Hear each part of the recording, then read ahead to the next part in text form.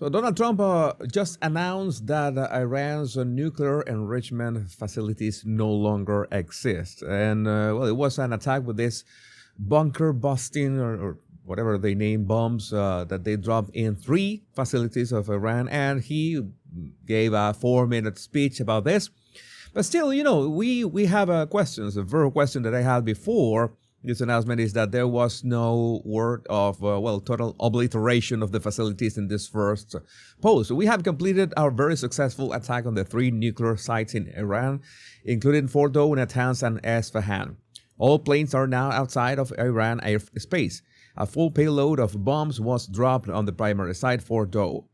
And full payload were 12 bombs, by the way. I think I had questions myself in the sense of, how can we confirm that this attack actually worked, right? Because, there was people in my comments saying that you can, from satellite images and satellite scan of radiation, you can actually confirm that the site was glass. All planes are safely on their way home. Congratulations to our great American warriors. There's not another military in the world that could have done this. Now is the time for peace. Thank you for your attention to this matter. And he also posted this, just in case, to send another message to the Iran regime. Any retaliation by Iran against the United States of America will be met with force far greater than that was witnessed tonight. Thank you, Donald J. Trump, President of the United States. It was shared to his Truth Social account. So, I still have my questions after saying that how this works, according to what is reported of the depth of Fordo facility, that was the largest, I believe, and 12 of those. All right, now we're talking. But let's analyze the body language. Let's take a look at the body language just in case if we miss anything. Let's see if I make sure that my sound is all right. My sound is ready to go. Thank you very much.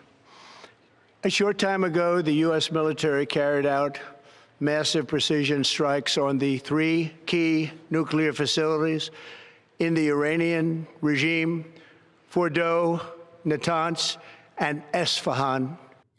The first things that we see is that, of course, Donald Trump, and right next to him is J.D. Vance, Marco Rubio, and Pete Hegseth. All of them are not going to move much through this. There are going to be very subtle reactions at some moments, but I want to zero in on Donald Trump's words and his statement and the process that he does. Everybody heard those names for years as they built this horribly destructive enterprise. Our objective was the destruction of Iran's nuclear enrichment capacity and a stop to the nuclear threat posed by the world's #1 state sponsor of terror. So Iran is labeled the world's #1 sponsor of terror. Remind me who were the ones. Thanks Obama for giving all that money to Iran back in the day. Tonight I can report to the world that the strikes were a spectacular military success. He says that it was a spectacular military success. Tonight I can report to the world that the strikes were a spectacular military success. Of the few body language reactions of those at the back, Marco Rubio's swallowing and looking away from the military success. World, that the strikes were a spectacular military success.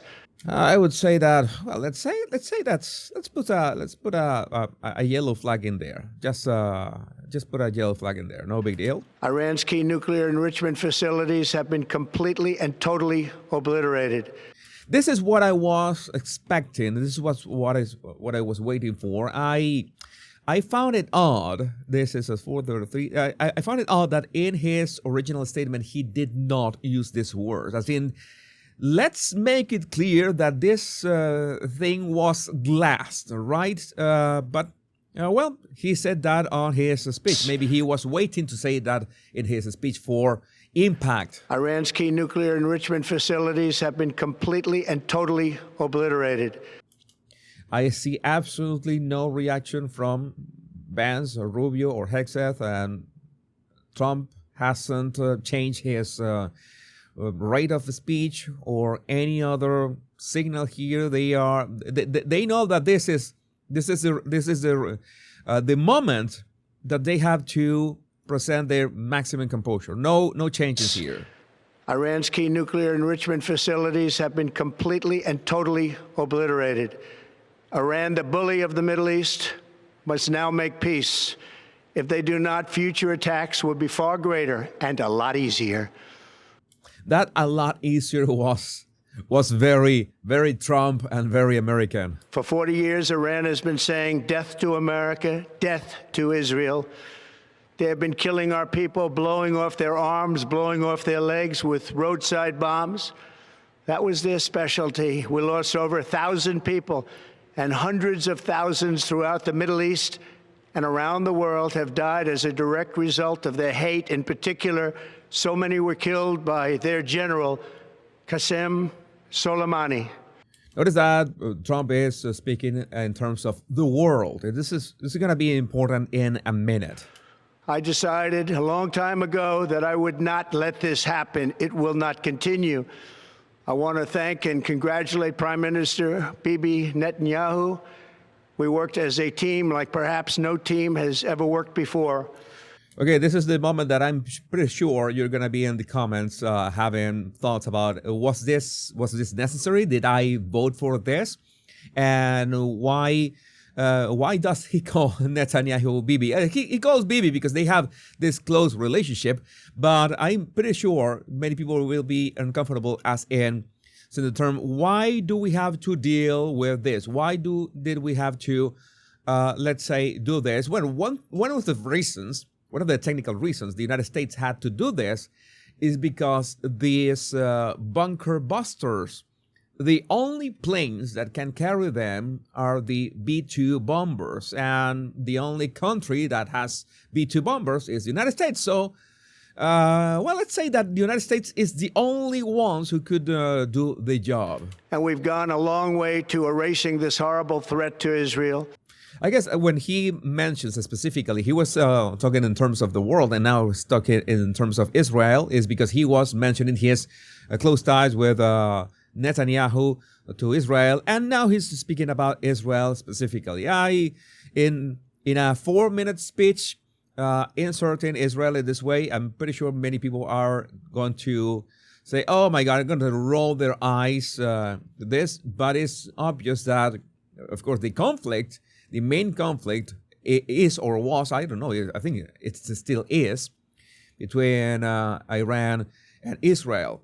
By the way, Iranian TV just posted a map with all the United States bases, military bases throughout the Middle East as in future targets. Let's see what happens next. We've gone a long way to erasing this horrible threat to Israel.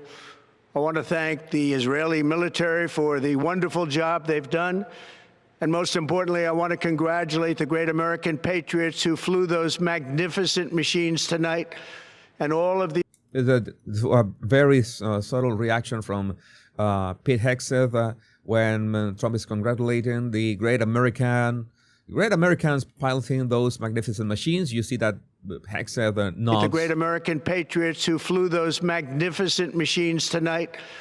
It's a bit of I don't know, that expression, that very subtle, very quick pulling of this. I think that I think he's proud of how the operation was carried. Machines tonight, and all of the United States military on an operation the likes of which the world has not seen in many, many decades. Hopefully, we will no. You notice that they are all nodding a bit, just all of them. Likes of which the world has not seen in many, many decades. Very subtle. Marco Rubio is the one who is nodding the most, but all of them are nodding, are reinforcing what Donald Trump is saying.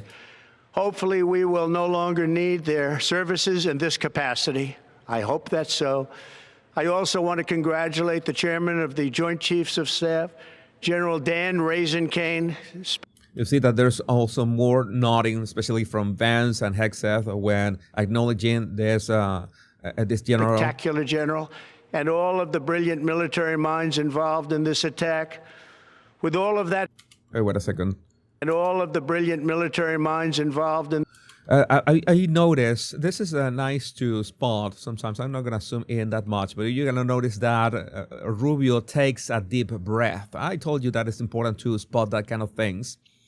Pay attention to Rubio's shoulders, and you're going to notice that he takes a very deep breath at that moment. And all of the brilliant military minds involved in this attack. Yeah, it was a deep breath. Interesting to spot. With all of that being said, this cannot continue. There will be either peace or there will be tragedy for Iran far greater than we have witnessed over the last 8 days. I noticed that he said there will be tragedy for Iran, and he talked about Iran as a whole, not the Iran regime. No, Iran as a whole. There will be tragedy for Iran as a country. I find it a bit concerning, but I don't know what you think about that in the comments. You can give your opinion about why not say Iran. It is my strong belief, I would be like 80% sure that Trump was reading from a teleprompter here.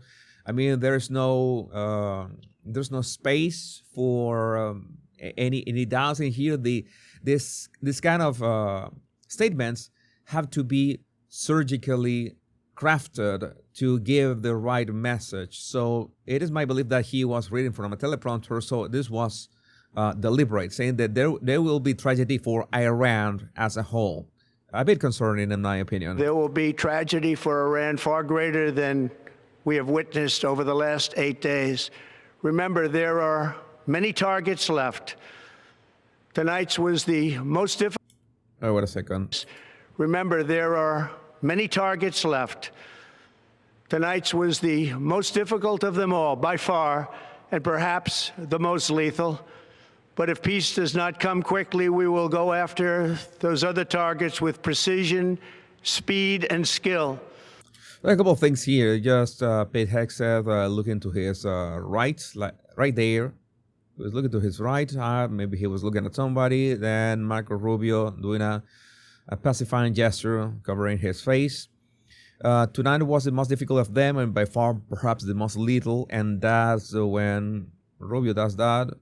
I think it was Nothenberger. And J.D. Vance raises his chin when Trump says that they will go after those other targets. So there are more targets? If peace does not come quickly, okay, if peace does not come quickly, we will go after those other targets with precision, speed, and skill.